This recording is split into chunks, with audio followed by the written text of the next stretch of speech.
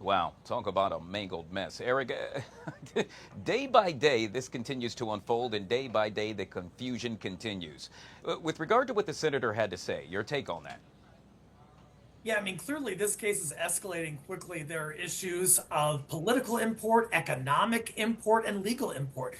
The senator, it appears, has taken more efforts than the Trump administration to try to facilitate Mr. Garcia's return. And keep in mind, a court had ordered the Trump administration to facilitate that return. And there are real questions as to what actions, if any, the Trump administration took to do that. Yeah, to your point, we know that President Trump hopped on Truth Social and stated that, well, it's his job to remove killers and thugs. However, the White House has yet to provide any credible evidence that that's the case for Abrego. In essence, they couldn't say that about him in court, could they, Eric? Well, from reports that I've seen that I think were very recently disclosed, it sounds like the Trump administration's position is that Mr. Garcia had on some clothing that they thought may have been associated with MS-13. There was, I guess, a confidential informant who gave some kind of report associating Mr. Garcia with MS-13, but there has been no finding by a court to that effect, and certainly the court, or excuse me, the administration could try to present evidence in support of their arguments, but that is yet to be seen, and the courts are kind of asking the Trump administration to do something. Yeah, let's talk about his wife. In this case, we know that she has acknowledged that she had filed a temporary protective order against him 4 years ago, but, well, said that they had worked through their issues. We also know that she has stated that she was in a previous relationship to which she experienced domestic abuse.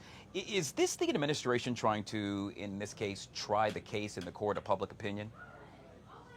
As you mentioned, Guy, Trump had issued a post on Truth Social saying, they're trying to get killers and thugs out. And I think they're trying to make a case to the American people that Mr. Garcia was somehow dangerous. I would note that Mr. Garcia, according to the reports I've read, doesn't have any criminal history, doesn't have any criminal convictions. That domestic matter resulted in a temporary protection order, but that was later dismissed. And Mr. Garcia wasn't convicted of anything there.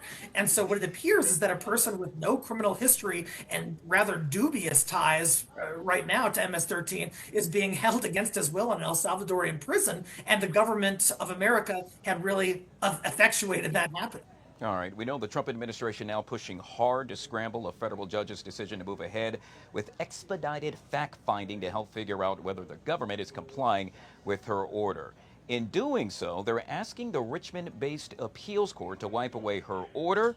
And we also know that they're appealing for another order for the judge issued last week that requires the administration to, in essence, take all available steps to facilitate his return.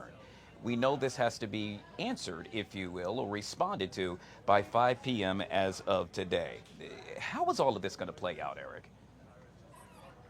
This is a rather uncommon measure that the judge has taken because the judge is essentially saying, hey, I'm considering discovery, which means interrogatories that are questions under oath, possibly depositions, to determine what actions the Trump administration has taken, if any, to comply with the judge's ruling that they have to facilitate Mr. Garcia's return.